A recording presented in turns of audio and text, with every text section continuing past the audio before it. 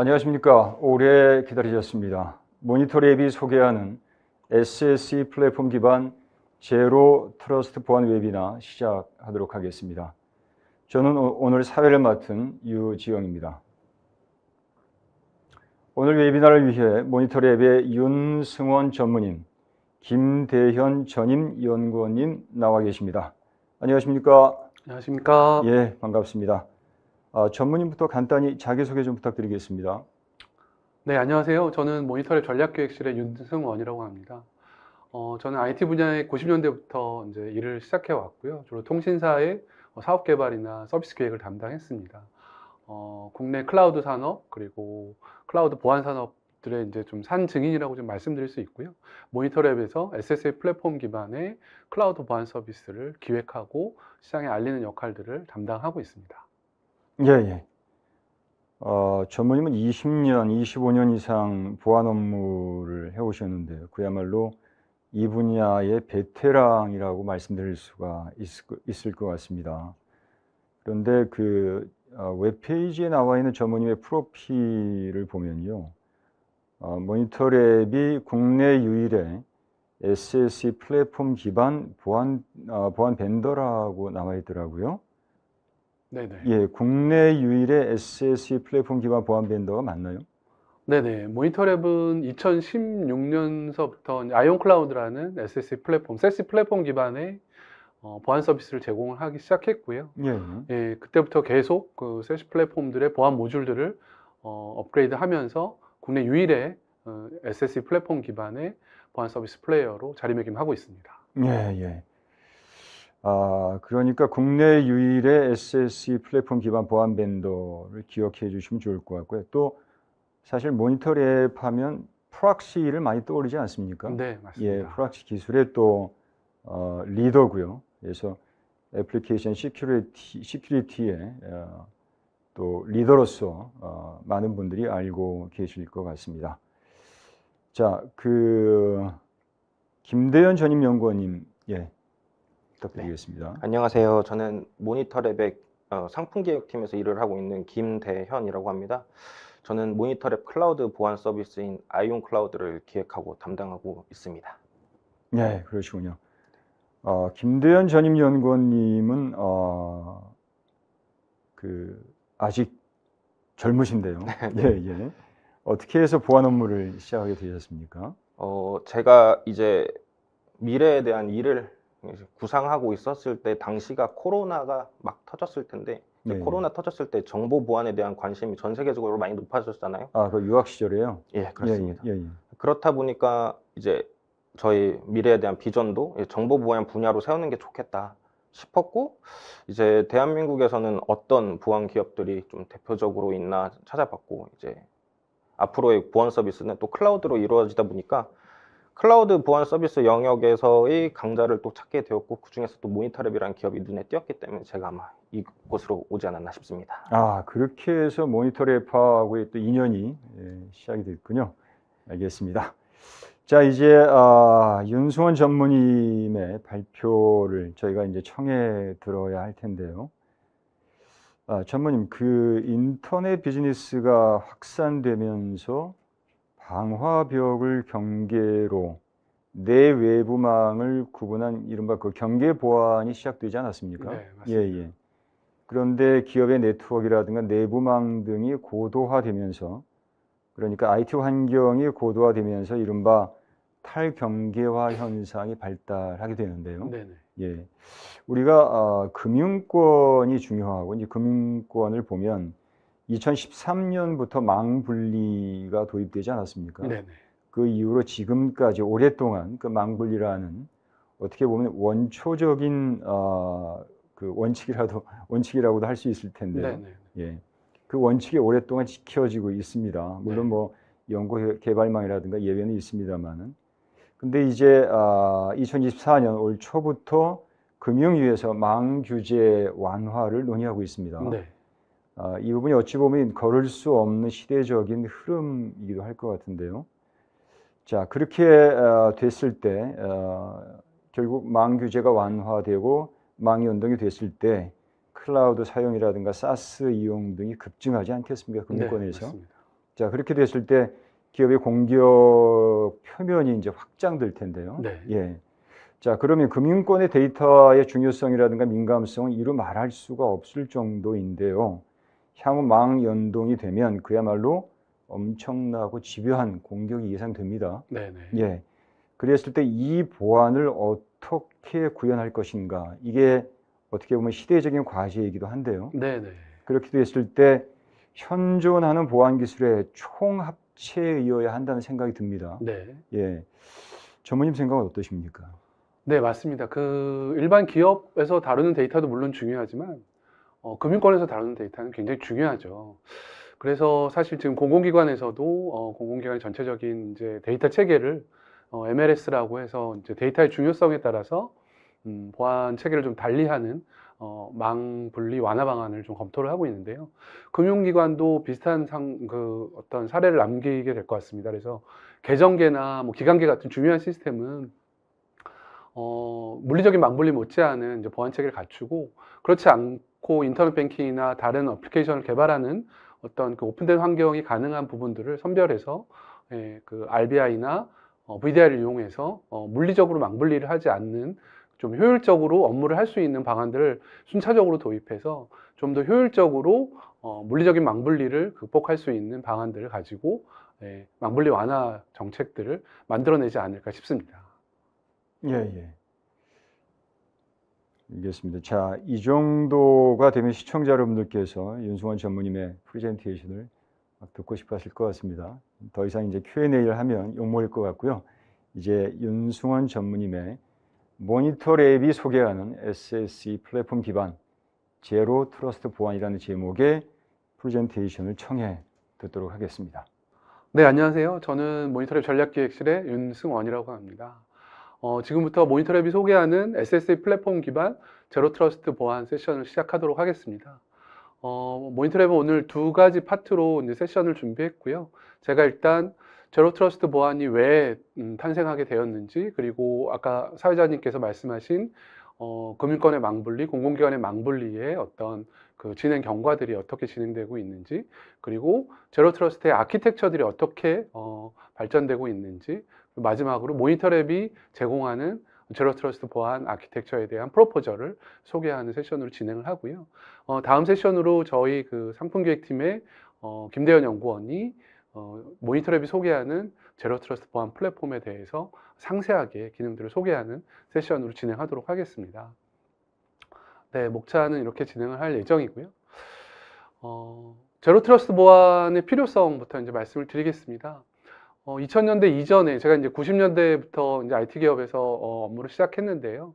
인터넷이 본격적으로 보급이 되면서 인터넷망 외부망과 그다음에 기업 내부망을 방화벽이라는 하나의 솔루션으로 이제 나누어서 내부망은 신뢰할 수 있는 망, 외부망은 신뢰할 수 없는 망, 이런 형태로 이제 경계선 보안을 시작하기 시작했습니다. 외부에서 내부로 접속하는 이제 직원들, 이제 VPN으로 이제 접속을 하게 했고요. VPN으로 접속한 내부 사용자가 내부의 망을 레이터럴하게 이제 이동하면서 문제를 일으키는 부분에 대한 내부망의 비신뢰 구역들을 정의를 해야 되는데, 그러지 못한 어떤 기술적인 한계 때문에 굉장히 많은 해킹 사례들이 좀 발생을 했고요. 그래서 이런 경계선 보안의 한계들, 이런 부분들을 가지고 IT가 발달을 하기 시작했죠. 그래서 IT 환경이 계속 변화되면서 이런 경계선 보안의 한계들은 점점 더 문제가 되었습니다. 물론 이제 경계선 보안을 좀 더 강화하기 위해서 뭐 파이어월뿐만 아니라 IPS나 NG 파이어월, 디도스 장비, 그다음에 뭐 샌드박스나 URL 필터링, SWG, 다양한 어떤 보안 솔루션들을 스태킹해서 사용하는 형태로 경계선 보안도 강화되었습니다. 하지만 인터넷 구간을 필수적으로 이용해야 되는 업무들이 생기고 SaaS나 퍼블릭 클라우드의 내부 자원들이 바깥으로 나가게 되면서 다양한 이제 공급 표면들이 이제 만들어졌고요. 그리고 뭐 코로나로 뭐 발족이 됐지만 외부 사용자들, 그러니까 내부망에서만 근무를 하는 사용자뿐만 아니라 원격 근무나 재택 근무, 그리고 출장 사용자들이 내부 인프라에 접근해야 되는 어떤 다양한 비즈니스 케이스들이 생겨나기 시작했습니다. 이런 이제 다변화된 공격 표면을 어떻게 방어할 것이냐, 기존의 경계선 보안으로는 이제 감당하기 힘든 부분이 좀 발생을 했죠.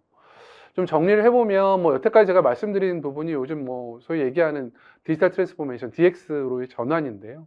DX로 전환이 뭐 불가피하게 공격 표면을 확산시켰고, 그 공격 표면의 확산은 더 이상 경계선 보완을 할 수 없다라는 어떤 한계를 드러냈고요. 그리고 뭐 디지털 전환에 따라가는 원격 근무, 그리고 무선망을 데이터망으로 쓰게 되면서 마찬가지로 공격 표면이 좀 증가를 했고요.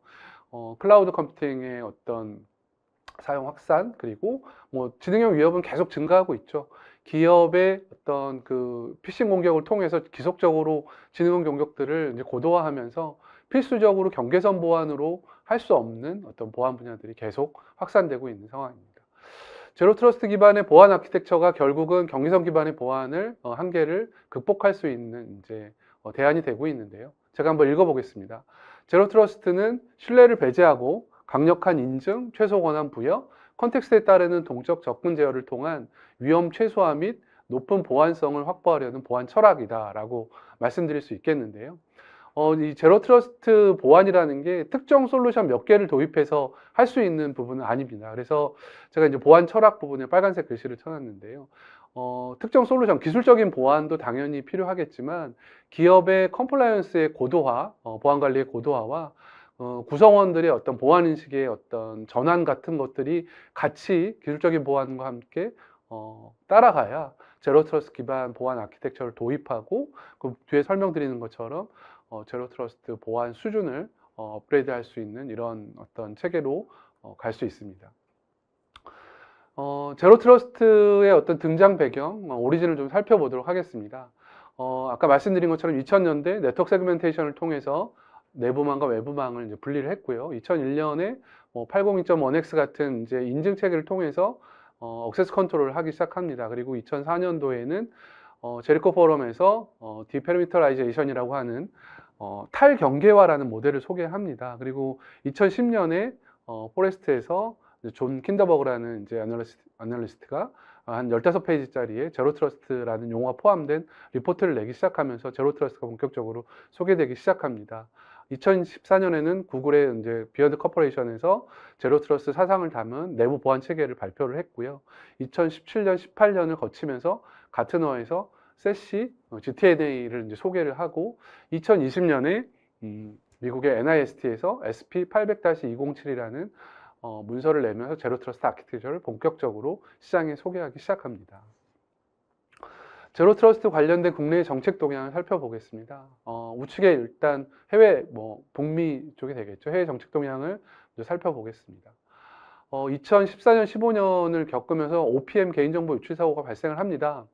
미국 연방인사관리처에서 공무원 한 560만 명의 지문 정보가 해킹이 됩니다. 이런 어떤 큰 사건, 사고를 겪으면서 미하원 감독개혁위원회 보고서에서 제로 트러스트라는 부분을 이제 도입을 권고하게 되고요.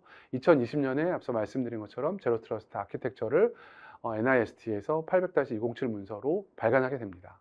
그리고 바이든 정부가 들어서면서 2021년에 국가 사이버 보안 개선을 위한 행정명령을 이제 내리게 되고요. 이 행정명령 안에 공공기관들이 제로 트러스트 보안으로 보안 체계를 바꿔야 된다라는 부분들을 이제 포함하게 되고요. 2022년에 OMB 각서를 통해서 미 정부 각 기관의 제로 트러스트 도입 목표, 계획, 예산 수립과 책임자 지정을 명령하게 됩니다.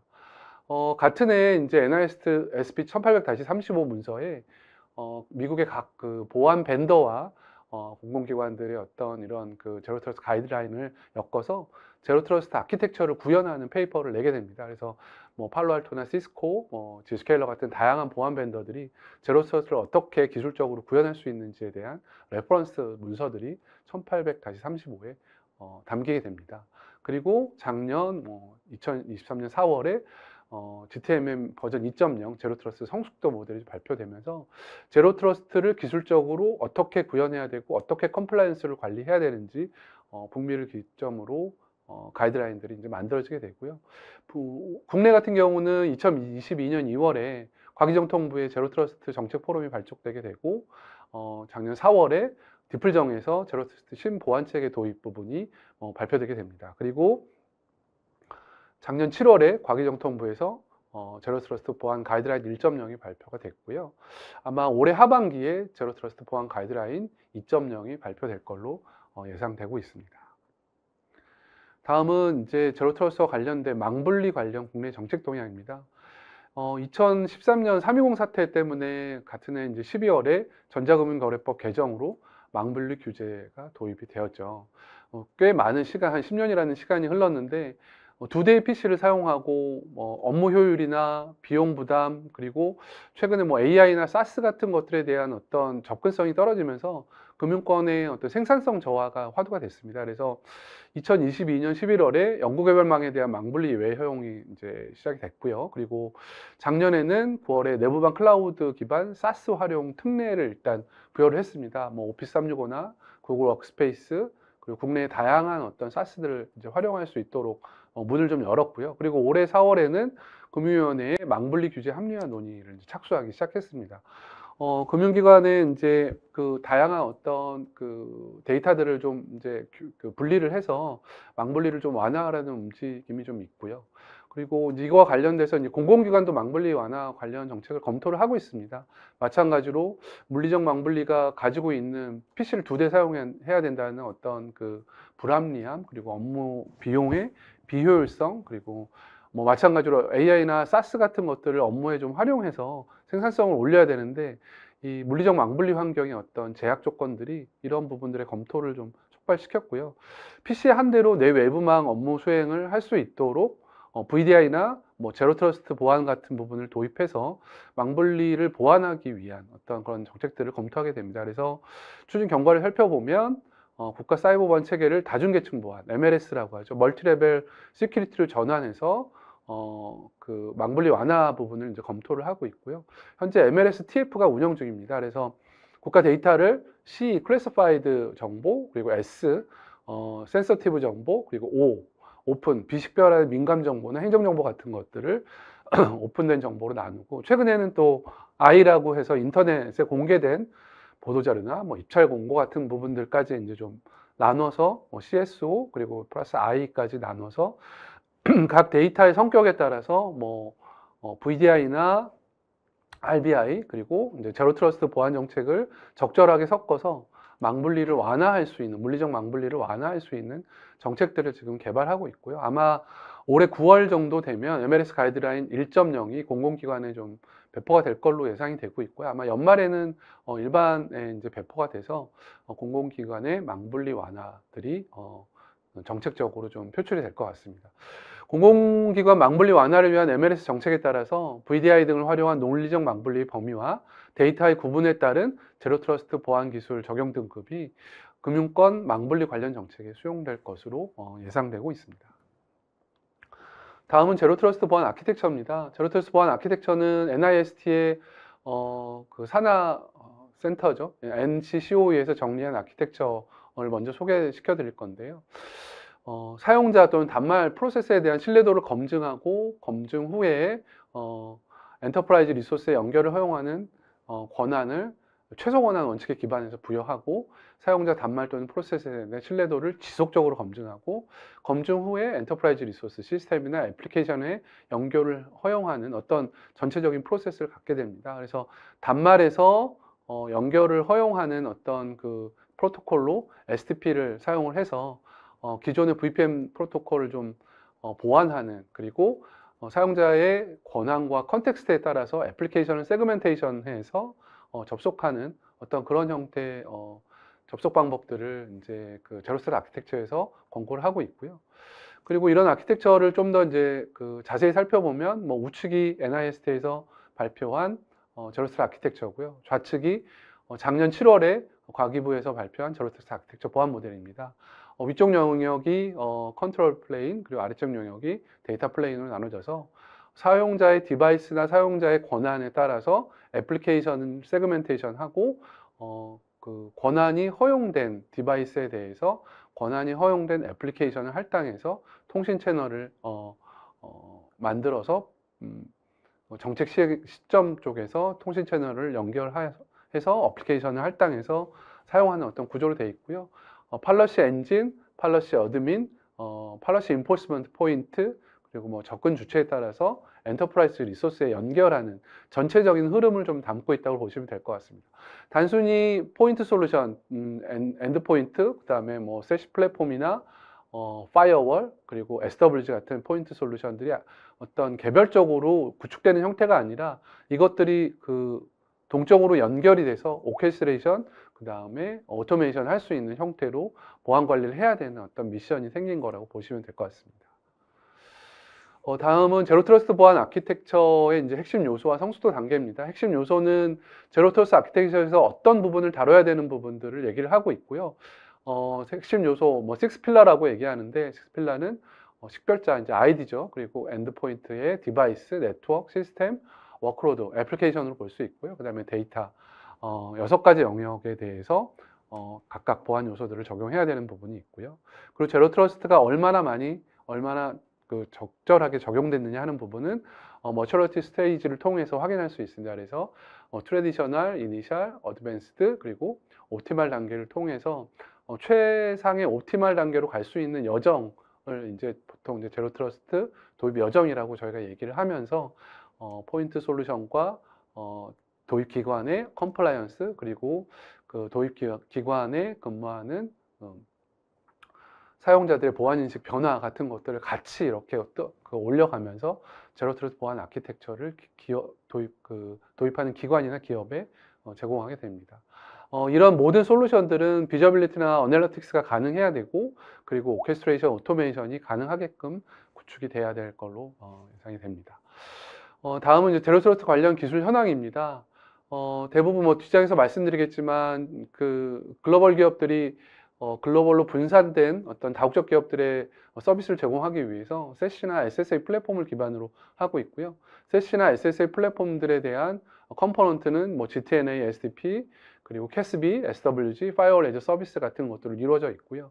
그리고 팔러시 인포메이션 그 포인트라고 해서 ICAM이나 PDP에서 정보를 좀 불러올 수 있는 IDP나 ICAM, XDR, 뭐 UEM 쪽에서 정보를 불러와서 사용자의 아이디, 그 다음에 디바이스의 정보, 그리고 권한, 그 접근 제어가 가능한 그 애플리케이션에 대한 정보들을 지속적으로 업데이트하면서 제로 트러스트 정책들을 수행하는 구조로 되어 있습니다. 지금 우측에 살펴보시면 글로벌 컴퍼니들은 다양한 뭐 퀵이나 HTTP3 기반의 퀵이나 IPsec, 뭐 와이어가드 같은 프로토콜을 통해서 기업 내부망, 뭐 퍼블릭이나 프라이빗 같은 클라우드, 그리고 SaaS에 접속할 수 있는 여러 가지 그 보안 서비스를 제공을 하고 있고요. 그리고 PDP, PEP를 통해서 이런 그 애플리케이션에 대해서 접근 통제 부분을 수행을 하고 있습니다. 국내 시장 현황입니다. 뭐 국내는 민간보다는 정부주로 제로 트러스트 관련된 시장이 움직이고 있습니다. 뭐 앞서 살펴본 것처럼 디플정에서 새로운 보안 체계로 제로 트러스트 보안을 제시를 하고 있고요. 그리고 2025년까지 제로 트러스트 보안을 전면적으로 도입해서 공공기관에 확대하려고 어떤 의지적으로 이제 그 제로 트러스트를 확대시킬 의지를 가지고 있고요. 그리고 국내 보안 기업들도 제로 트러스트 보안 기술을 강화하고, 그리고 해외에 진출할 수 있게 뭐 여러 가지 어떤 M&A에 대한 의지를 가지고 제로 트러스트 관련 보안 기술들을 확보해 나가고 있습니다. 국내 시장 현황입니다. 제로 트러스트 관련 글로벌 보안 시장은 향후 5년간 17.3% 성장을 예상하고 있고요. 2025년까지 기업 기관의 60%는 제로 트러스트를 보안의 시작점으로 내재화할 것으로 예상하고 있습니다. 해외 벤더의 어떤 사례를 좀 살펴보겠습니다. 해외 벤더는 지금 뭐 제가 시스코나 팔로알토 다른 벤더의 어떤 홈페이지에서 자료를 좀 모아왔는데요. 아까 말씀드린 것처럼 뭐 세시나 SSA 플랫폼을 기반으로 글로벌 엣지를 만들어서 다양한 보안 서비스를 싱글 벤더에서 소화할 수 있도록 이렇게 서비스를 제공하고 있습니다. 이렇게 대형 벤더들은 다양한 M&A를 통해서 이런 제로 트러스트에 들어가는 그 보안 솔루션을 갖추고 싱글 벤더의 어떤 보안 솔루션을 이용해야 된다라고 캐치프레이즈를 가지고 제로 트러스트 전략을 펼치고 있고요. 그렇지 못한 이제 뭐 싱글 포인트의 솔루션을 강자들, 뭐 크라우드 스트라이크나 네스폭, 옥타나 뭐 프로포인트 같은 경우들은 서로 얼라이언스를 통해서 제로 트러스트 아키텍처를 만들어서 도입하는 기관, 기업들한테 제로 트러스트 아키텍처를 프로포절 하고 있는 비즈니스 케이스도 있습니다. 지금 이 두 번째 케이스 같은 경우가 뭐 국내 이제 벤더들 같은 경우에 그 해외의 빅벤더처럼 큰 자본력이나 M&A 역량을 갖추고 있지 못하기 때문에 서로 합종 연행해서 제로 트러스트 플랫폼을 만들고 솔루션을 만들고 기업이나 기관에 도입하는 어떤 전략의 레퍼런스를 삼을 수 있을 것 같다고 생각이 됩니다. 다음은 이제 모니터랩이 제안하는 그 제로 트러스트 보안 아키텍처입니다. 모니터랩은 뭐 아까 말씀드린 것처럼 제로 트러스트가 하나의 보안 철학이기 때문에 모니터랩이 갖고 있는 액세스 컨트롤 플랫폼, SSE나 SES 플랫폼을 가지고 SWG, CASB, RBI, 뭐 GTNA 솔루션을 이제 제공하게 되고요. 여기에 다양한 엔드포인트 시큐리티, IM, 그리고 엔터프라이즈의 리소스 리스크 매니지먼트 솔루션들, XDR이나 SOAR, 그리고 CNAP과 같은 솔루션들을 연계해서 고객들 대상으로 제로 트러스트 그 아키텍처를 프로포즈를 할 수 있는 어떤 프레임을 갖고 있고요. 저희가 갖고 있는 그 프레임을 통해서 컨트롤 플레인이나 데이터 플레인 쪽에 ICAM이나 PDP, PEP, 그리고 서브젝트의 EPPM, GTNA 에이전트, 그리고 ICAM이나 PDP의 SSA 컨솔이나 SSO 매니저, 그리고 뭐 시냅의 다양한 매니저들, XDR 매니저를 통해서 저희가 접근 제어 정책들을 지속적으로 관리할 수 있게 지원을 하고 있고요. 그 다음에 PDP에 저희가 갖고 있는 애플리케이션 게이트웨이, SDP, 시큐리티 프락시, SWG, CASB 엔진을 통해서 기업이 보유하고 있는 애플리케이션이나 SaaS 애플리케이션을 시큐어하게 접속할 수 있는 PEP 엔진을 가동할 수 있게 도움을 드리고 있습니다. 네, 마지막 장표입니다. 그 모니터랩이 제안하는 제로 트러스트 보안 아키텍처는 좌측에 보이시는 것처럼 저희가 갖고 있는 GTNA 클라이언트와 다양한 벤더의 EPP들, 엔드포인트 프로텍션 포탈들, 그리고 우측에 보이시는 것처럼 엔터프라이즈 리소스에서 사용되는 XDR, SOA, 시냅에 대해 서드파티 솔루션과 연계할 수 있는 액세스 컨트롤 포인트를 아이온클라우드라는 브랜드로 가지고 있고요. 이 아이온클라우드라는 ICAM 어드미니스트레이션에서 ICAM 역할하고 GTNA, 엔진 파이어월, URL 필터링, 애플리케이션 컨트롤, CASB 같은 다양한 어떤 보안 엔진을 적용시켜서 팔러시 인포메이션 포인트를 이제 제공하게 되고요. 그리고 다양한 인증 솔루션과 연계해서 제로 트러스트 포스처 매니지먼트를 끝단에서 끝단까지 제공하는 어떤 프로포저를 하게 됩니다. 그래서 다양한 그 서드파티 솔루션과 연계할 수 있는 저희가 플랫폼을 가지고 있다는 부분 다시 한번 말씀을 드리고요. 저희가 지금 뭐 다양한 금융기관들 그리고 공공기관들 대상으로 솔루션 설명이나 아니면 POC를 이제 진행을 하고 있습니다. 그래서 그 공공기관의 성격에 따라서 이 서드파티 솔루션들도 다양화해서 저희가 제안을 하고 있고요. 저희 그 플랫폼에 갖고 있는 어떤 중요한 기능들을 가지고 이 서드파티 솔루션과 연계를 해서 제안하는 형태라고 말씀드릴 수 있을 것 같습니다. 네, 다음 세션은 저희 김대원 연구원이 그 중간에 보시는 아이온 클라우드라고 얘기하는 뭐 PDP 그리고 ICAM에 관련된 저희 자체 솔루션들이 어떻게 동작하고 유기적으로 움직이고 있는지 설명드리는 세션으로 넘어가도록 하겠습니다. 네, 발표 들어주셔서 감사하고요. 예, 뭐 중요한 부분 그 질문들이나 궁금하신 부분이 있으면 지금 채팅창 통해서 계속 질문이 올라오고 있는데요. 이쪽 통해서 말씀해 주시면 저희 그 내부에 있는 직원들이 채팅을 통해서 답변 드리거나 추후에 저희 영업을 통해서 문의해 주시면 답변 드릴 수 있는 시간을 별도로 갖도록 하겠습니다. 네, 경청해 주셔서 감사합니다. 예, 고맙습니다. 윤승원 전무님의 멋진 프레젠테이션 잘 들었습니다.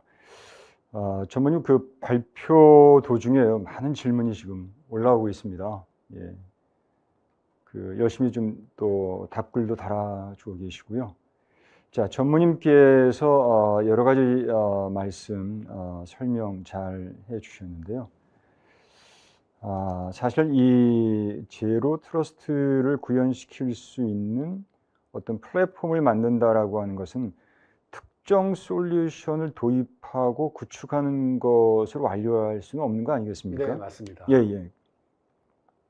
전무님께서 그 부분을 많이 이제 강조를 해주셨습니다. 네네. 그러니까 특히 이제 국내 솔루션 벤더의 경우에 해외 빅벤더와는 달리 다양한 솔루션 연계를 통한 제로 트러스트 아키텍처를 구축해야 된다. 네, 맞습니다. 예, 예.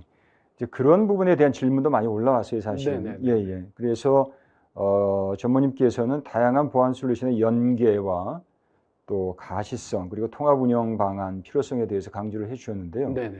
그 부분에 대해서 모니터랩이 중점적으로 좀 보고 있는 부분, 또 중점적으로 구현하고 있는 부분에 대해서 한 번 더 조금 더 보충 설명을 해주시면 시청자 여러분들께서 이해하는 데 좀 도움이 될 것 같습니다. 네네. 예, 예. 네, 아까 말씀드렸다시피 저희는 아이온 클라우드라는 액세스 게이트웨이를 하는 SSE 플랫폼을 가지고 있습니다.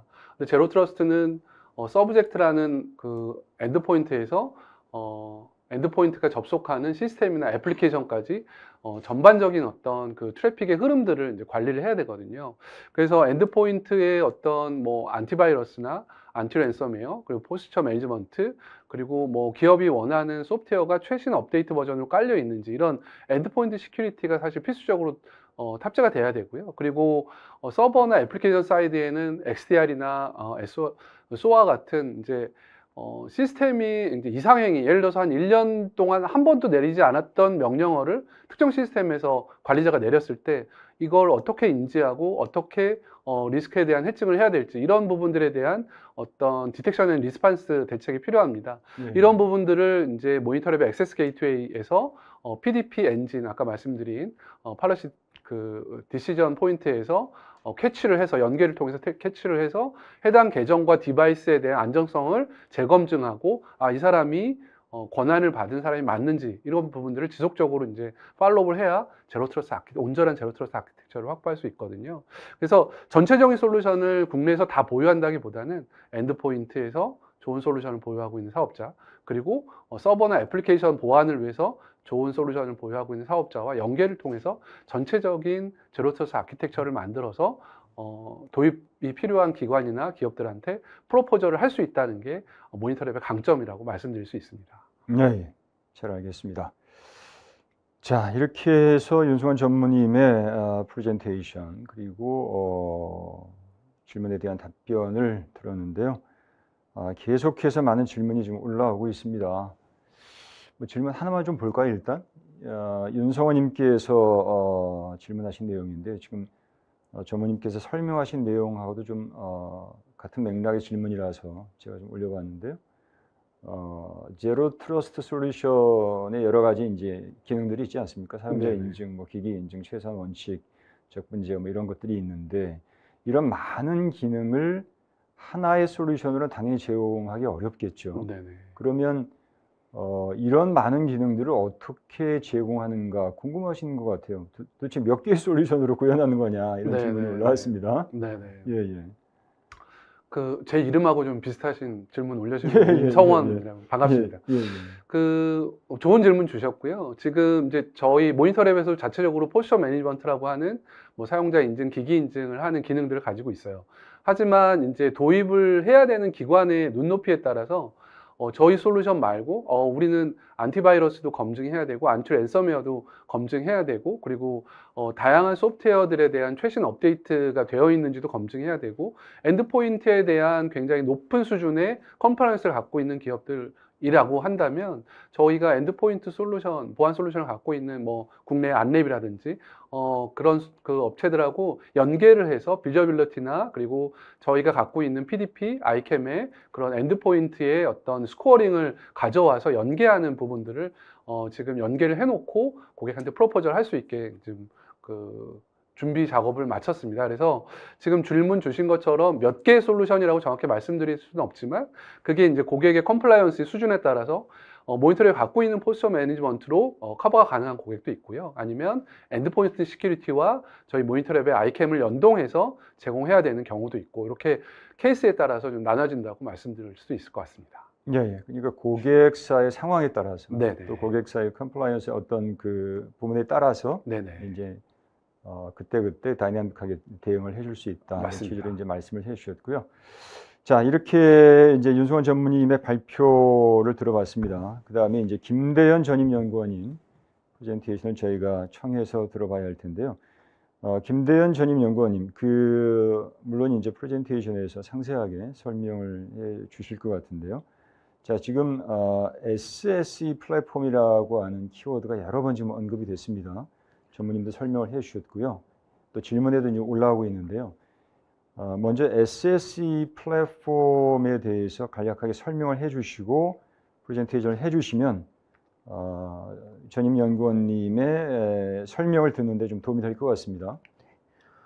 SSE 프레임워크라고 하면은 기존의 이제 기업들은 보통 단일 개의 솔루션만 필요했습니다. 뭐 A라는 솔루션이 필요하면 A만 쓰고, 뭐 B라는 솔루션만 쓰면은 뭐 B만 갖다 쓰고 이런 식으로 진행을 하고 됐는데 시간이 지남에 따라서 이 기업들이 사용하는 뭐 SaaS 애플리케이션이라든가 이런 것들이 점점 증가하면서 공격의 범위도 함께 증가했죠. 그렇다 보니까 뭐 기존의 A라는 보안 서비스 하나, 뭐 B라는 보안 서비스 하나로 이 모든 것들을 방어하기에는 좀 역부족이 돼버렸습니다. 예, 예. 그렇기 때문에 뭐 A, B, C, D, 뭐 SWG, CASB, RBI 뭐 제가 더 설명드릴 테지만 이런 것들을 한데 묶어서 제공하는 보안 플랫폼이 예, 예. 필요하게 됐죠. 그럼 뭐 각각의 벤더마다 이런 하나하나씩 가져가서 쓰는 거는 정말 힘들거든요. 그렇죠. 예. 각각 벤더마다 뭐 사용하는 엔진도 다르고 UI도 다르고 하기 때문에 이런 보안을 운영하면서의 복잡성을 뭐 제로로 그렇기 예, 때문에 싱글 포인트로 운영할 수 있게 만든 것이 바로 SSE 프레임워크라고 할 수 있습니다. 예, 예.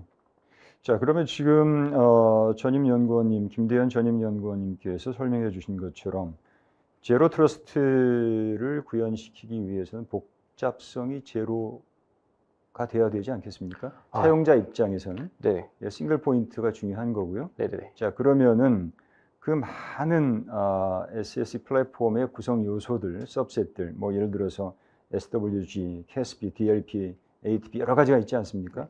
그런 부분들을 마치 하나의 시스템처럼 녹아내게 하는 것이 모니터링 앱의 또 어떤 기술적인 노하우 아니겠습니까? 예, 맞습니다. 예, 저희가 현재 아이온 클라우드 이제 SSE 이 보안 플랫폼을 개발함에 있어서 가장 집중을 많이 하고 있는 부분이기도 하는데요. 이제 뭐 SWG나 CASB, DLP 이 각각의 보안들은 다 하는 일들이 조금씩 다릅니다.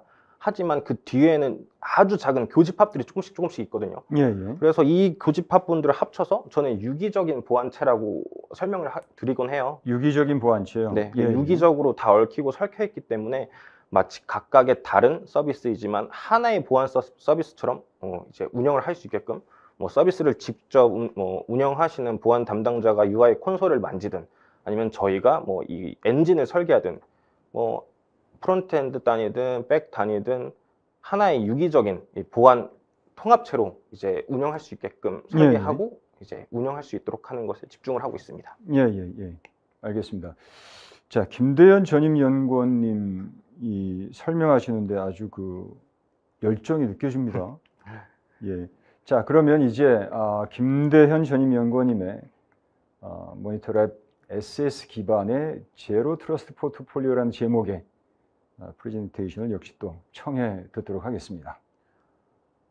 네, 안녕하세요. 저는 모니터랩 상품 기획팀의 김대현이라고 합니다.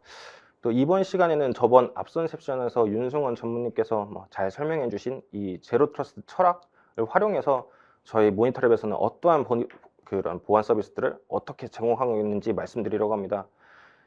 그 제로 트러스트라는 개념과 철학을 앞서 다뤘다면 실제 보안 서비스에서의 기능들을 중점적으로 설명을 드리려고 합니다. 뭐 기술 기능이라고 말씀드렸지만 뭐 알기 쉽게 또 복잡하고 어려운 부분 없이 설명드리려고 하니까 편하게 웹이나 함께 해주시면 될 것 같습니다. 뭐 앞선 내용처럼 금융권의 망분리 규제 완화나 제로 트러스트 가이드라인 발표 등으로 뭐 제로 트러스트 보안 제품의 실질적 도입 관심이 매우 높아졌죠. 가트너에서도 작년이었죠. 2023년 말 기준으로 전 세계 기업의 63%가 제로 트러스트 전략을 완전히 또는 부분적으로 도입했다고 발표를 하기도 했고요. 실제로 제로 트러스트 프레임워크를 가지고 보안 서비스를 제공하는 저희도 여러 클라이언트들로부터 POC나 데모 요구를 빈번하게 받고도 있는데 이런 클라이언트 분들 요구 사항에는 항상 중심에 그 GTNA라는 보안 서비스가 있습니다. 다들 아시겠지만 팬데믹 이후로 가장 많은 주목을 받은 보안 서비스죠. 그래서인지 그 제로 트러스트 보안 모델 혹은 제로 트러스트 보안 자체가 곧 GTNA라고 인식 혹은 오해를 많이 하시더라고요. 또는 요즘 여러 가지 세션 발표에서 제로 트러스트가 그 모든 보안 문제를 해결할 수 있는 것처럼 설명을 하거나 또는 만독불침 보안 서비스처럼 포장되어 있기 때문에 기업들 입장에서는 제로 트러스트 모델에 대해 불신을 가질 수 있다고도 저도 생각해요. 그래서 이 제로 트러스트라는 굉장한 이 보안 서비스의 이점을 최대한으로 실현하지 못하고 있고요. 그래서 이 세션에서는 그 전반적이고 추상적인 제로 트러스트 철학에 대한 설명보다 좀 더 자세하게 현재 제공 중인 저희 서비스에 대한 기능들을 하나하나 살펴보는 시간을 갖도록 하겠습니다. 그러면 이 제로 트러스트 보안 기술을 어떠한 관점에서 바라보아야 하나로 시작을 할게요. 순전히 사용자 입장에서 말씀을 드리면 이 제로 트러스트의 시작이 내부 자산에 대한 무조건적인 접근 권한 제한 또는 절대 비시대로 출발을 하였기 때문에 오롯이 기업 내부의 리소스, 애플리케이션에 대한 보안을 하는 것, 그러한 보안 모델로 이해를 하시는 분들이 많을 거예요. 하지만 실제로 제로 트러스트 프레임워크는 단순히 이런 기업 내부 리소스를 보안하는 것에서 그치지 않습니다. 절대로 그걸로 그쳐서도 안 되고요. 그래서 이제 제가 이 발표에서 말씀드리는 모든 제로 트러스트는 이 내부와 외부를 구분하지 않는다를 명심하시면 될 것 같습니다. 그래서 제로 트러스트 보안은 내부와 외부를 구분하지 않는다를 머릿속에 이제 심어 두시고 이제 시작하도록 하겠습니다. 그럼 제로 트러스트 보안 전략 급부상 주요한 원인은 뭐냐? 잘 알고 계시죠? 클라우드 전환, 사스 사용 증가라고 할 수 있습니다. 지금 다루고 있는 망분리 규제 완화도 매우 큰 의미가 있죠. 규제가 완화되면서 일부 업무에서 클라우드를 이용할 수 있게 됐고, 개인정보, 신용정보, 거래정보 같은 중요 서비스는 아니겠지만 여타 업무에서도 사스를 내부망에서 사용할 수 있게 되었다. 그래서 클라우드 기반 서비스가 사스 애플리케이션 사용이 가능해지면서 이제 더 많은 유연성과 효율성을 가져올 수 있게 되었죠. 하지만 그만큼 새로운 전략 보안 전력도, 새로운 보안 전력도 필요하다는 점을 강조하고 싶습니다. 지금 보시는 그래프는 가트너의 하이프 사이클이라는 자료입니다. 이 그래프는 이게 신기술이 도입된 다음에 그 기술들이 발전해 나가는 과정을 이제 5단계로 나눠서 보여주고 기대치, 성숙도를 시간의 흐름에 따라 시각적으로 표현한 그래프라고 보시면 됩니다. 여기 우측에 있는 자그마한 네모 박스를 보시면 GTNA를 보실 수 있는데 이게 Slope of Alignment라는 단계에 있다는 걸 보실 수 있습니다. 이곳은 기술의 안정성과 효과가 이미 검증되었다. 그렇기 때문에 서비스가 이미 많은 기업에서 실사용되고 있다는 것을 보여주고 있습니다. 이 가트너가 작년 2023년 자료이면서 글로벌 트렌드 기준으로 작성된 자료이기 때문에 아마 한국의 기술 트렌드와는 약간 시기상의 차이가 있을 수도 있습니다. 그렇지만 이제 GTNA는 이제 도입 여부를 검토를 따지는 단계를 지나서 이제 필수적으로 도입해야 하는 상황의 반증이라고 이제 이해하시면 될 것 같습니다. 반면 이 왼쪽에 있는 제트러스트 스트래티지 이 부분 보시면은 제로 트러스트 전략 이 자체는 GTNA보다 좀 더 포괄적인 접근 방식을 의미해요. 이제 여기에는 기업 애플리케이션으로 향하는 네트워크 접근 이뿐만 아니라 아이덴티티 관리, 데이터 보호, 웹과 사스 등을 향하는 퍼블릭 인터넷으로 향하는 네트워크 보안 등을 모두 포함한다고 보시면 될 것 같습니다. 이제 제로 트러스트 모델이 지속적으로 발전하면서 적용되는 서비스의 풀도 지속적으로 증가하고 있다고 말씀드렸죠. 이 말인즉슨 제가 말씀드렸던 SSE 프레임워크나 사시 같은 제로 트러스트 프레임워크가 현재 많은 관심을 받고 있으면서도 도입을 검토해야 하는 중요한 시점에 있다는 것을 말씀드리고 싶습니다. 그렇기 때문에 여기 네모 박스 안에 있는 Security Service Edge, SSE 프레임워크와 같은 제로 트러스트 보안 전략이 벤더들로부터 많은 관심을 받고 있고 또 도입 검토 필요성을 활발하게 논의하는 단계인 이런 Peak of Inflated Expectation 이 단계에 위치하고 있다고 보시면 될 것 같습니다. 그래서 이 단계에서 저희는 통합적인 즉 내부뿐만 아니라 외부 네트워크 트래픽까지 보호를 하는 제로 트러스트 보안 전략이 왜 중요한지 그리고 이를 도입하는 것이 얼마나 큰 가치를 제공할 수 있는지 이제 확실히 이해할 필요가 있다고 말씀드리고 싶습니다. 그렇다면 왜 퍼블릭 네트워크로 향하는 보안도 제로 트러스트가 필요할까? 서비스 프로덕션 환경이 다양화되고 있죠.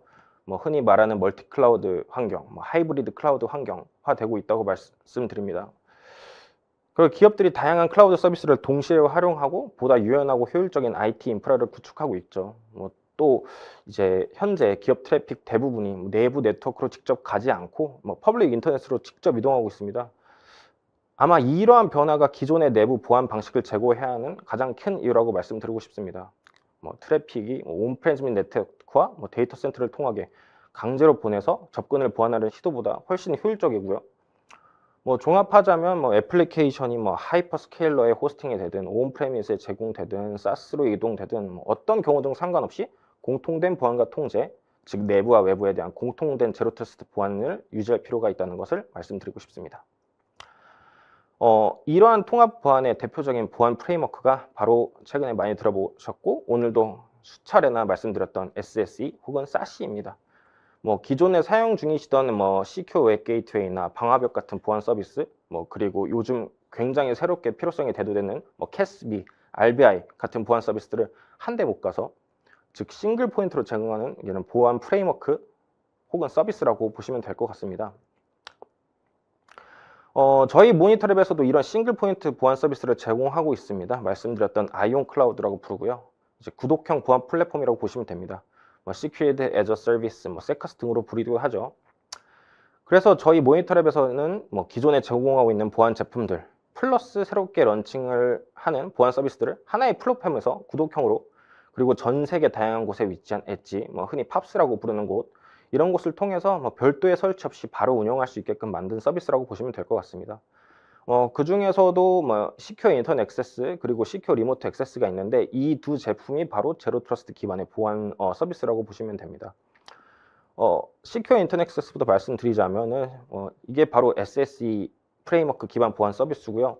접속 위치와 관계없이 인터넷으로 나가는 모든 직원의 트래픽을 일일이 검사하고 보안 정책을 적용해서 안전한 워킹 인바이러먼트를 제공하는 서비스이고 시큐어 리모트 액세스는 말 그대로 안전한 원격 접속, 즉 최소한의 권한, 접근 권한으로 기업 애플리케이션을 안전하게 보호하는 GTNA 서비스라고 보시면 될 것 같습니다. 그러면 제가 방금 말씀드린 저희 서비스들을 기능 측면에서 하나씩 살펴보도록 할 텐데요. 우선은 이 제로 트러스트 보안 서비스 구현을 위해서 필요한 터널링 방식부터 한번 말씀드릴게요. 제로 트러스트 터널링을 위해서는 우선 사용자 디바이스에 이런 우측 이미지 보이시죠? 이와 같은 저희는 AI 커넥터라고 부르는 에이전트 혹은 커넥터를 설치하셔야 됩니다. 이제 이 설치된 커넥터를 통해서 모든 사용자의 트래픽이 저희 아이온 클라우드 엣지를 거치게 되고요. 보안 정책을 적용받고 웹이나 SaaS 애플리케이션 혹은 기업의 애플리케이션으로 보내지게 되는 것이죠. 이걸 보시면 아마 기존에 VPN 사용하셨던 분들은 매우 익숙하실 거예요. 기존 사용하셨던 VPN들과 유사한 방식이라고 보시면 되는데 방식이 동일하다고 구현하는 기능이 같은 것은 절대 아닌 것을 강조하고 싶습니다. 뒤에서 더 자세히 말씀드리겠지만 사용자나 디바이스의 컨텍스트 기반 접근 제어, 마이크로 세그멘테이션 등 기존 VPN과는 절대 다르고요. 그저 터널링을 위한 구현 방식만 조금 유사하다고 보시면 될 것 같습니다. 또 다른 방식을 지원하고 있습니다. 바로 IPsec 터널링 방식인데요. 기존 기업 네트워크에 배치되어 있는 IPsec 솔루션, IPsec 서비스를 지원하는 솔루션입니다.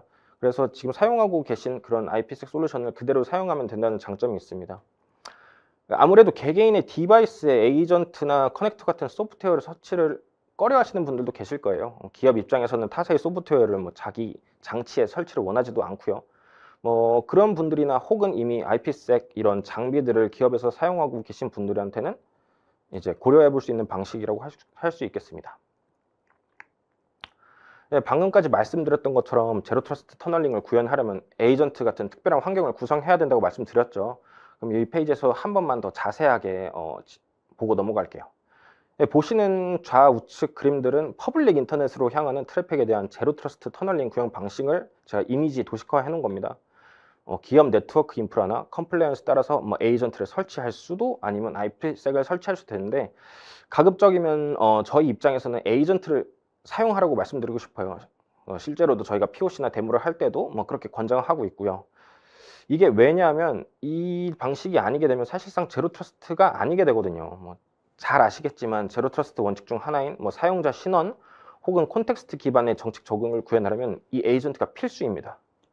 지금 접속하려는 사람이 어떤 사람인지, 접근 권한이 충분한 사람인지, 또는 이 사용자가 사용하는 디바이스가 기업 컴플라이언스를 준수하는지 확인하려면 이 디바이스 단에서 확인할 수밖에 없는데 그 방법이 오로지 에이전트 설치밖에 없습니다. 그렇기 때문에 제로 트러스트를 구현하자라는 추상적인 이유보다는 사용자 컨텍스트 기반의 더 세밀한 레벨의 정책 적용을 위해서는 필수적으로 사용자 디바이스를 설치하셔야 된다. 사용자 디바이스에 이 에이전트를 설치하셔야 된다라고 말씀드리고 싶습니다. 그러면 기업 애플리케이션을 보호하는 GTNA에서는 어떻게 구현을 해야 하나? 앞서 말씀드린 것처럼 디바이스와 저희 아이온 클라우드 엣지 사이에서는 이제 에이전트 설치를 관건하고 있고요. 그리고 또 보셔야 하는 곳이 이 이미지 우측에 있는 정책이 적용되는 저희 엣지와 클라이언트 서버 구간에입니다. 보시는 것처럼 이곳은 두 가지 선택지를 제공하고 있는데, 하나는 네트워크 앞단 게이트웨이에 서버용 에이전트를 설치하는 것, 그리고 다른 하나 우측에 있는 것은 이제 모든 서버에 다 에이전트를 설치해서 제로 트러스트 터널링을 구현하는 것이라고 말씀드립니다. 위에 좌측에 보시는 방식은 이제 서버 앞단 게이트웨이까지는 제로 트러스트 보안 통신이 이루어지게 되고요. 게이트웨이에서 각 서버까지는 일반 TCP 통신이 이루어지게 됩니다.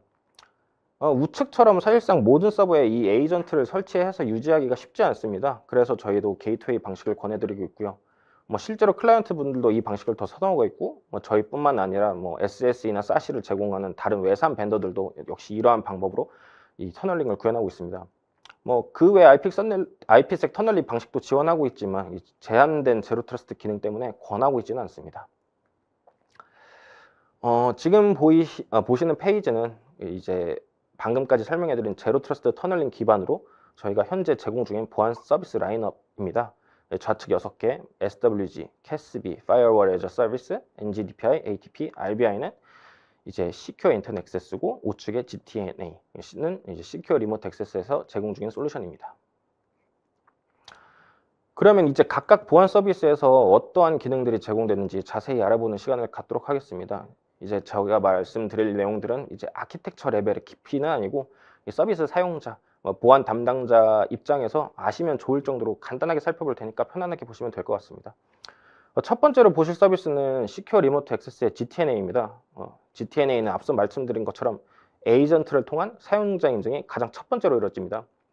여기에는 저희 로컬 DB를 포함해서 옥타나 구에저, 센트럴 AD라고 불리는 이런 IDP 그리고 다양한 프로토콜을 통해서 싱글 사인온을 지원하고 있습니다.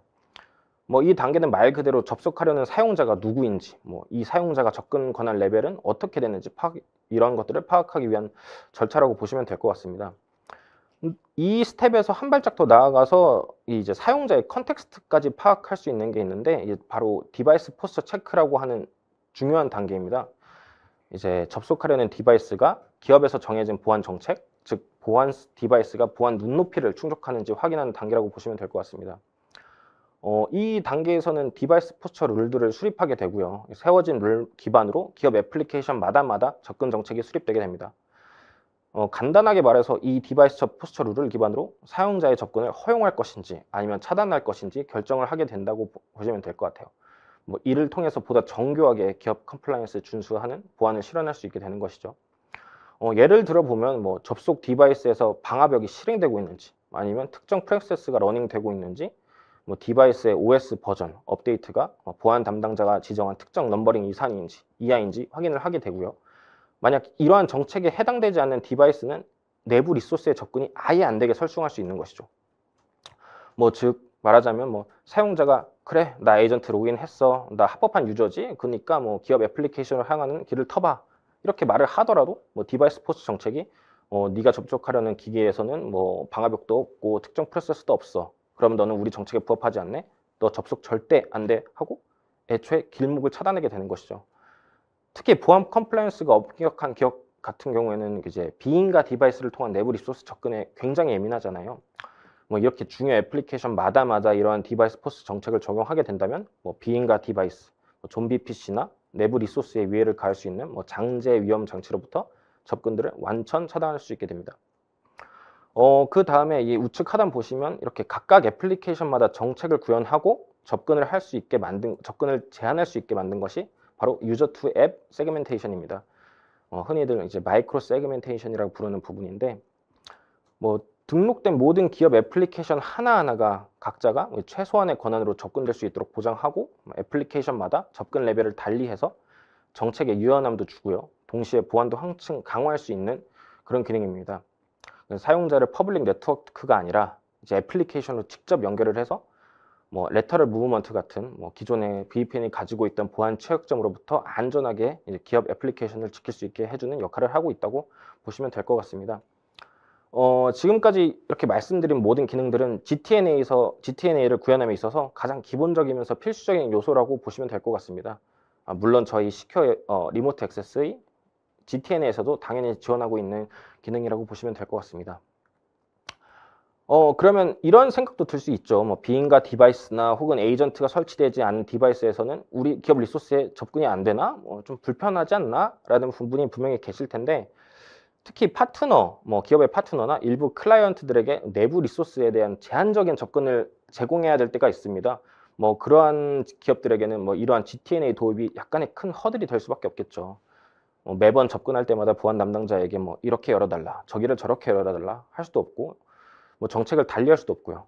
또 긴급하게 기업 리소스를 사용해야 되는데 뭐 직원들이 항상 뭐 기업이 인간 뭐 디바이스를 소지하고 다닐 수도 없잖아요. 그런 경우를 위해서 저희는 이 에이전트리스 방식, 뭐 즉 에이전트 사용 없이 내부 리소스에 접근할 수 있는 방식을 제공하고 있습니다. 저희는 이 방식을 애플리케이션 런처라고 부르고 있습니다. 이 애플리케이션 런처는 커넥터를 사용할 수 없는 환경에서 내부 리소스에 접근할 수 있게 해주는 그런 기능이라고 보시면 됩니다. 뭐 사용자 디바이스에 에이전트 설치 없이 오롯이 보안 관리자가 접근을 허용한 특정 애플리케이션에 한해서만 HTTP 프로토콜, 즉 웹브라우저를 통해서만 접근할 수 있습니다. 예, 말씀드린 것처럼 뭐 직원이 뭐 부득불 비인가 장치를 사용해야 될 때나 뭐 아니면 기업의 파트너에게 내부 리소스를 제한적으로 접근 가능하게 해줘야 될 때 꼭 필요한 기능이라고 보시면 될 것 같습니다. 뭐 이렇게 에이전트 방식, 뭐 혹은 에이전트 리스트 방식으로 총 두 가지 방식으로 제공되는 아이온 클라우드 GTNA이고요. 그러면 이 다음 페이지부터는 SS 플랫폼, 시큐어 인터넷 액세스의 하나하나를 알아보도록 하겠습니다. 가장 첫 번째로 보실 기능은 이제 다들 아시겠지만 SWG입니다. 현재도 모니터랩에서 피지컬이나 버추얼 어플라이언스 형태로 제공 중이고요. 매우 그런 버추얼 어플라이언스 형태로 제공 중인 AI SWG와 매우 흡사하다고 보시면 될 것 같습니다. 가장 큰 차이점이라면 이제 버추얼 피지컬 어플라이언스가 설치된 뭐 HQ 혹은 브랜치 오피스 내부 사용자 보호뿐만 아니라 사용자가 어디에 있든 에이전트가 설치된 뭐 디바이스를 갖고 있으면 웹을 향해 나가는 모든 아웃바운드 트래픽을 대한 보안을 적용할 수 있다는 점입니다. 뭐 이것이 가장 큰 차이점이겠죠. 뭐 여기 보면 아시겠지만 단순히 SWG가 URL 필터링이다라고 생각하시는 분들도 계실 거예요. 근데 저희 시큐어 인터넷 액세스 SWG는 이런 URL 필터링 같은 한 가지 기능에 국한되지 않습니다. 다양한 웹에 대한 세부적인 제어를 수행할 수 있게 설계되었습니다. 뭐 예를 들면 특정 확장자를 제한해서 웹을 통해 오가는 파일을 제어한다거나 뭐 PII라고 부르는 이런 뭐 여권 번호, 이메일 주소, 신용카드 번호, 뭐 아주 중요한 이런 개인정보를 포함하고 있는 파일들을 제어할 수도 있고요. 또는 이런 HTTP 관련 제어, 뭐 특정 헤더가 있는지 없는지, 페이로드가 얼마나 긴지, 뭐 요청 쿼리 메소드 종류 이런 것들을 조합해서 이제 웹에 대한 세부 제어를 가능하게 할 수 있는 것이 저희 아이온 클라우드 SWG라고 보시면 될 것 같습니다. 다음은 캐스비입니다. 이제 앞서 말씀드린 SaaS 도입으로 인해서 가장 관심을 많이 받고 있는 보안 서비스 중 하나죠. 이제 캐스비와 SWG를 같이 얘기하는 경우가 많아서 약간 헷갈리실 수도 있을 것 같은데, 캐스비는 웹이 아닌 뭐 기업이 인가한 SaaS 애플리케이션으로 향하는 뭐 마이크로소프트 365나 구글 워크스페이스 같은 이런 SaaS 앱에 대한 가시성 그리고 세부적인 기능 제어를 해주는 그런 보안 솔루션이라고 보시면 될 것 같습니다. 뭐 또 여기 장표에 적어놨지만 뭐 이런 가시성과 세부적인 기능뿐만 아니라 뭐 기업에서 인가하지 않은 뭐 비인가 SaaS에 대한 추적, 섀도우 IT를 추적하는 기능도 제공하고 있습니다. 캐스비가 보통 두 가지 방식으로 제공되고 있습니다. 뭐 API 방식, 프록시 방식이 있는데 기술적인 얘기이기 때문에 최대한 쉽게 전달드리도록 하겠습니다. 뭐 처음으로는 인라인 모드, 뭐 포워드 프록시나 리버스 프록시 방식으로 제공하는 캐스비라고 불리기도 하는데, 이것은 이제 적응형 접근 제어를 가능하게 해주는 것입니다. 뭐 즉 SaaS 애플리케이션마다마다 고유한 뭐 기능들을 제어할 수 있는데, 뭐 예를 들면 특정 사용자는 뭐 MS365에서 업로드는 차단한다.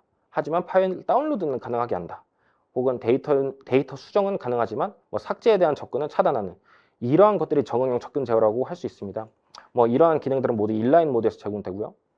뭐 이런 기능 역시 에이전트를 통해서 제로 트러스트 터널링을 통해 제공되기 때문에 뭐 사용자 행동이나 위치, 디바이스 상태 등을 기반해서 접근 제어 정책을 동적으로 조정할 수 있습니다.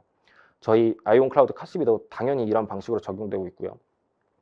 뭐 그렇다면 API 모드는 무엇이냐? 뭐 저희 장표에도 적어놨듯이 사후 모니터링 수행입니다.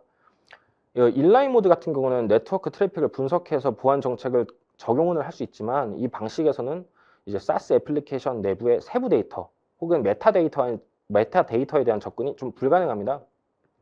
뭐 사용자가 클라우드 스토리지에 업로드한 파일의 내용이나 메타데이터를 분석하는 것은 인라인 모드 방식으로는 불가능하기 때문에 뭐 직원들의 SaaS 앱 사용 패턴, 파일 공유 이력, 내부 활동 뭐 이런 것들을 볼 수 있게끔 하는 것에서는 API 모드가 필수적이고 이것이 흔히 말하는 뭐 카스비에서 제공하는 SaaS에 대한 완전한 가시성 제공이라고 보시면 될 것 같습니다. 뭐 이렇게 다양한 구현 모드를 통해서 SaaS에 대한 전반적인 보안 그리고 가시성을 제공하는 것이 저희의 카스비다라고 보시면 될 것 같습니다. 다음은 Firewall as a Service와 NGDPI입니다. 뭐 많이들 알고 계시죠? 뭐 기존의 전통적인 방화벽을 서비스형 혹은 구독형으로 제공하고 있다는 거 보시면 될 것 같습니다. 저희 서비스 같은 경우는 웹브라우저를 통한 HTTP 트래픽뿐만 아니라 뭐 디바이스에 설치된 애플리케이션, 뭐 흔히들 쓰고 계시는 카카오톡, 슬랙, 어도비, 디스코드 등등 뭐 흔히들 네트워크 애플리케이션이라 부르는 요소들, 이러한 애플리케이션 뒷단의 프로토콜을 제어하는 기능을 제공하는 게 저희 이제 Firewall as a Service와 NGDPI입니다. 현재 저희는 대략 2,500개 정도 내 맵 리스트를 보유하고 있고요. 뭐 지속적으로 꾸준히 업데이트해서 이런 모니터링 항목을 최신 상태로 유지하려고 노력하고 있습니다. 다음은 ATP입니다. 뭐 지능형 위협을 방어하는 서비스로 잘 알려져 있는데요. 뭐 사용자가 외부로부터 파일을 다운로드 받을 때나 업로드 할 때 뭐 다양한 분석 로직을 사용해서 그 파일 내부를 일일이 분석을 합니다. 그래서 그 파일 내부에 숨겨진 악성 코드를 탐지하고 차단하는 기능인데 뭐 정적 분석, 동적 분석, 뭐 프로파일링, 행위 기반 샌드박싱 다양한 심축 분석 기법을 저희도 사용하고 있고요. 또 특히 저희는 이제 모니터랩에서는 자체적으로 제공하는 AI랩스라는 위협 인텔리전스 플랫폼이 있습니다. 그래서 이 AI랩스라는 플랫폼을 연계해서 뭐 최신 위협 동향 그리고 최신 위협 정보를 빠르게 반영하고 있기 때문에 뭐 새로운 공격 벡터나 악성 코드로부터 조금 더 안전하게 리소스를 보호하고 유지할 수 있다고 보시면 될 것 같습니다. 마지막은 이제 리모트 브라우저 아이솔레이션 RBI를 소개해 드리도록 하겠습니다. 이제 간단하게 이 RBI 등장 배경부터 말씀드리자면요. 기본적으로 저희가 사용하는 이런 웹브라우저들이 있잖아요. 이제 웹브라우저들은 서버가 제공하는 모든 데이터들을 신뢰하도록 설계가 되어 있습니다. 뭐 다양한 보안 메커니즘 그리고 프로토콜 뚫는 걸 통해서 이 신뢰를 검증할 수도 있겠지만 서버 측이나 클라이언트 측 보안 메커니즘이 충분하지 않으면 이 웹브라우저는 서버가 주는 정보를 그대로 받아들입니다. 그렇기 때문에 웹페이지 악성 코드나 스크립트가 이런 로컬 시스템에서 실행되는 경우나 뭐 사용자가 악성 웹사이트, 피싱 사이트에 접속해서 브라우저에 직접적인 피해를 입힐 수 있죠. 이렇게 기존의 보안 방법들이 여전히 보안 위협을 완벽하게 제거 못하지 않는 상황에서 뭐 추가적인 보호 계층을 제공하는 것이 바로 이 RBI라고 보시면 될 것 같습니다. 뭐 직원이 사용하는 기기의 웹브라우저에서 실행되는 모든 것들은 1차적으로 저희 아이온 클라우드의 원격 브라우저에서 실행이 됩니다. 그래서 실행된 그 결과값, 뭐 이미지 형태든 비디오 스트리밍 형태든 렌더링해서 그 사용자의 디바이스에 띄워주기만 한다고 보시면 됩니다. 뭐 장표 우측의 이미지 예시처럼 저희 웹브라우저, 일반 웹브라우저와 이제 아주 동일하고요. 그 대신 사용자가 웹 콘텐츠를 직접적으로 접하지 않게 함으로써 뭐 서버에 숨겨진 뭐 잠재적 위험을 원천적으로 차단할 수 있다고 보시면 될 것 같습니다. 뭐 시큐어 웹 게이트웨이가 뭐 얘는 나쁜 브라우징이니까 차단, 뭐 얘는 좋은 브라우징이니까 패스 이런 식으로 구분한다면 뭐 RBI는 말 그대로 제로 트러스트. 나는 아무것도 신뢰하지 않아. 그러니까 원격지에서 실행할래. 이런 개념이라고 보시면 됩니다. 특히 이 RBI는 제가 이제 전 장표에서 말씀드린 SWG와 함께 이제 항상 움직인다고 보시면 됩니다. 뭐 이미 악성 사이트나 비업무 사이트로 알려진 웹사이트에 접근하는 트래픽은 RBI 사용 없이 SWG 통해서 원천 차단이 되고요. 하지만 뭐 이 악성 웹사이트들이 하루에도 뭐 수십 개씩 쏟아지고 있잖아요. 그런 것들을 악성 사이트를 실시간으로 판별할 수 없으니까 URL 필터링 영역에 존재하지 않는 그레이 사이트에 대해서는 RBI를 사용해서 리모트 브라우징으로 악성일 수도 있고 혹은 아닐 수도 있는 사이트에 대해서 제로 트러스트를 적용하게 되는 겁니다. 뭐 이렇게 SWG와 RBI를 함께 사용함으로써 웹에 대한 완벽한 제로 트러스트 보안을 실현시킬 수 있다고 보시면 될 것 같습니다. 이제 마지막입니다. 이 페이지를 함께 보시면서 한 가지만 더 짚고 넘어가려고 합니다. 지금까지 소개해드린 각 보안 서비스는 제가 말씀드린 것처럼 물론 독립적으로 작동합니다.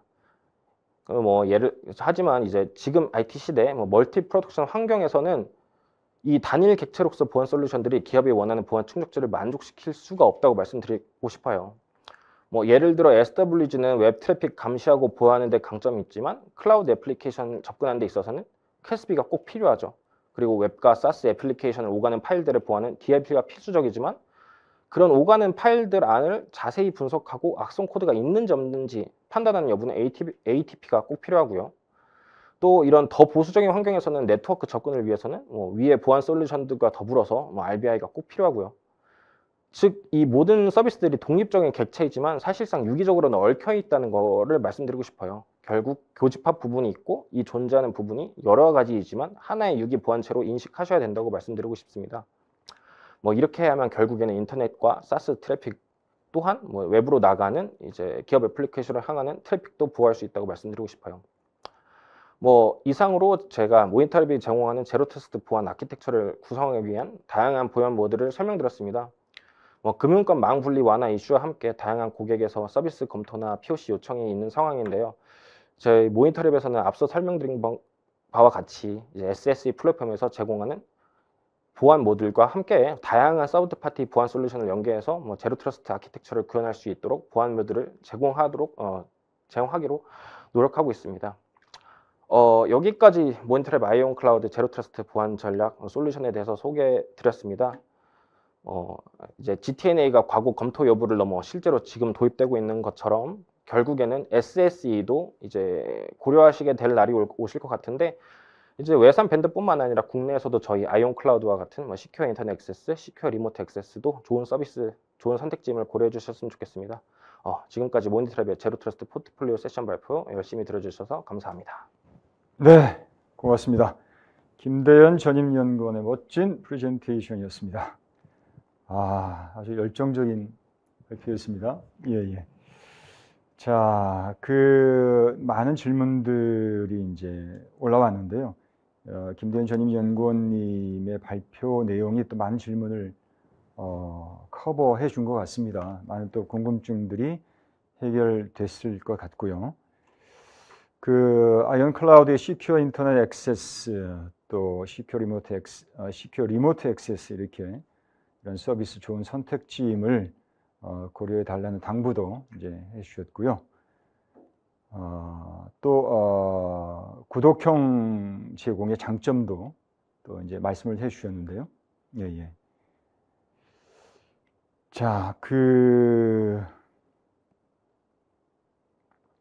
지금 너무 이제 숨가쁘게 발표를 마무리하셔서 잠깐 한숨 돌리고 또 이제 제가 질문을 드렸으면 좋겠는데요.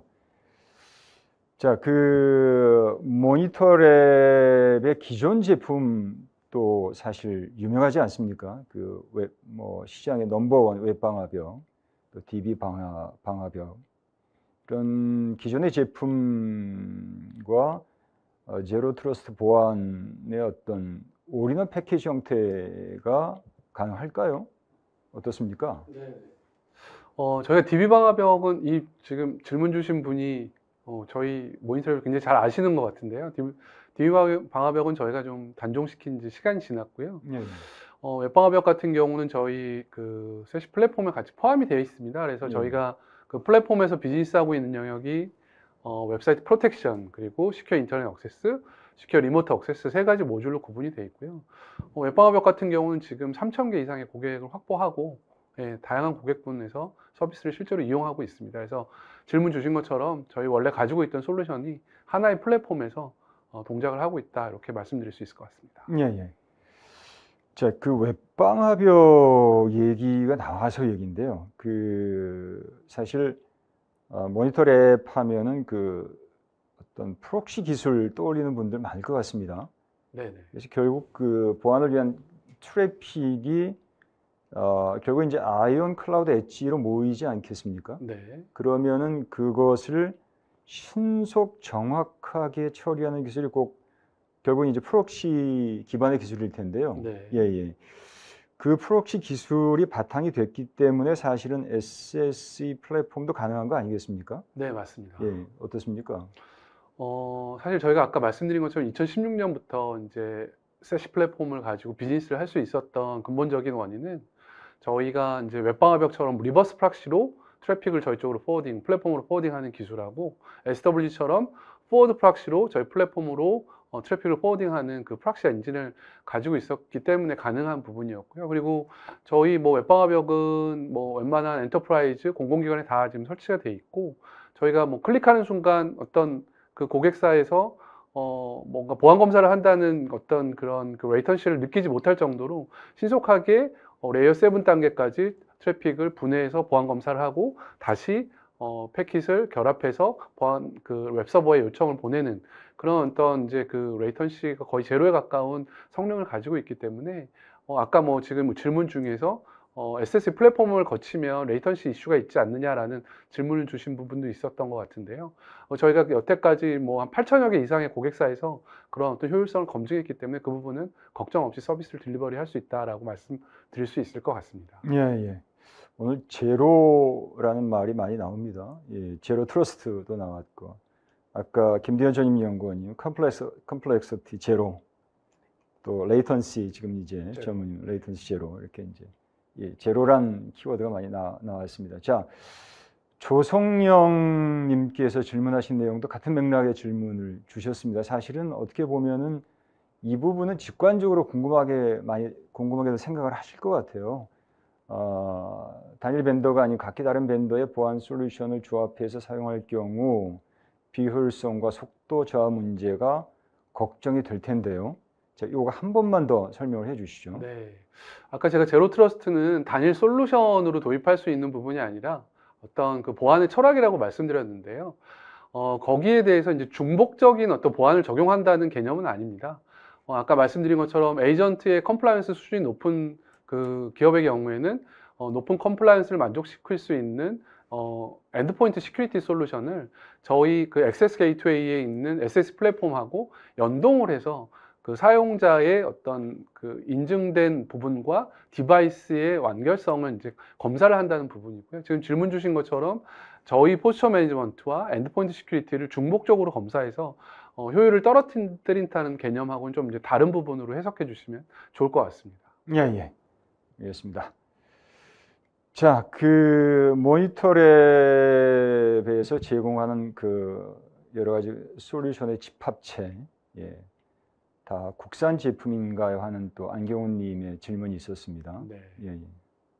뭐 저희 직원들이 이제 그 대답도 달아놨는데 모니터랩은 2005년 설립된 국산 토종 회사입니다. 그리고 제로 트러스트 관련된 보안 모델, 세스 플랫폼도 여기 들어가는 컴포넌트도 순수 모니터랩의 자체 기술로 개발한 국산 제품이 맞습니다. 다시 한번 모니터랩의 기술력을 느낄 수 있는 답변이었던 것 같습니다. 자, 지금 질문이 굉장히 많이 이제 올라오고 있고 또 답변글도 많이 달아주셨는데요. 안타깝게도 지금 이제 약속된 시간이 조금 오버가 됐습니다.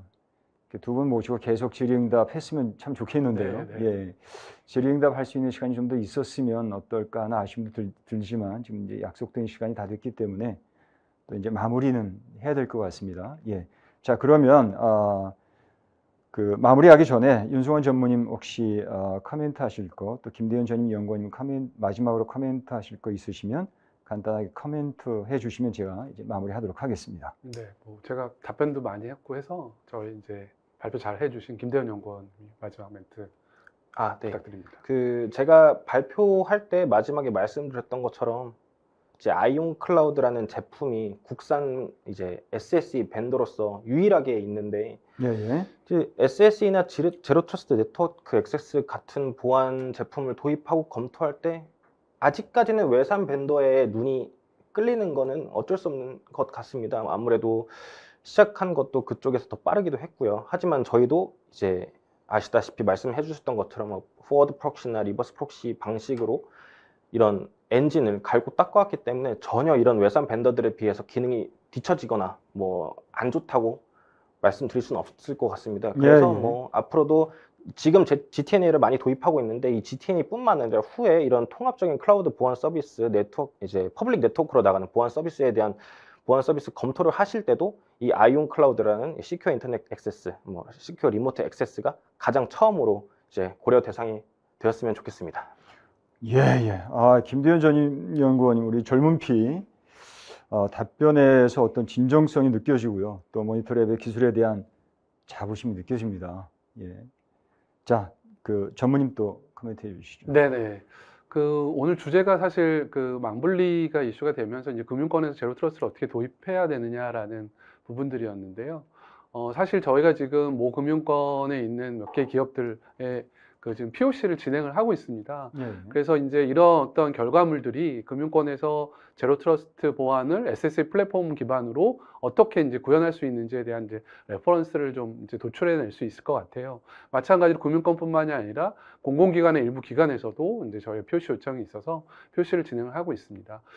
저희 그 애플리케이션 그 시큐리티를 기반으로 한 SSA 플랫폼은 액세스 게이트웨이 역할을 합니다. 제로 트러스트 플랫폼에서. 그래서 저희가 갖고 있는 엔드-투-엔드 솔루션을 적용할 수도 있고, 고객의 컴플라이언스에 맞게 다양한 엔드포인트 시큐리티나 아니면 애플리케이션의 시스템에 있는 그 시큐리티 솔루션들을 연동해서 제로 트러스트 플랫폼을 구현할 수 있습니다. 이런 그 연동성이 뛰어난 저희 액세스 게이트웨이 SSA 플랫폼을 가지고 제로 트러스트에 대해서 한번 검토해 보시는 것을 권장드리는 바입니다.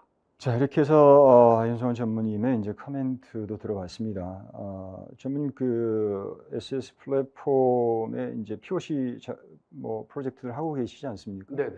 그런 것들이 좀 마무리되고 또 좋은 사례들이 있으면 한 번 더 이런 시간이 마련이 돼서 또 그런 사례들도 좀 소개해 주시고 네네. 오늘 못한 Q&A도 조금 더 진행이 됐으면 어떨까 하는 생각이 듭니다. 네네. 그런 자리 한번 마련해 주시면 예. 감사하겠습니다. 자, 이렇게 해서 오늘 저희가 준비한 모니터랩과 함께 준비한 웨비나는 마무리하도록 하겠습니다.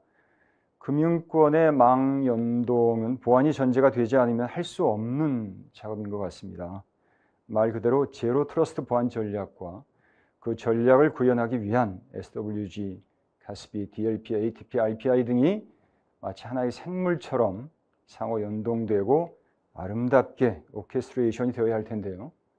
마치 탄탄한 실력을 갖춘 오케스트라 단원과 지휘자처럼 그렇게 상호 연동되고 혼연일체가 되어야 될 것 같습니다.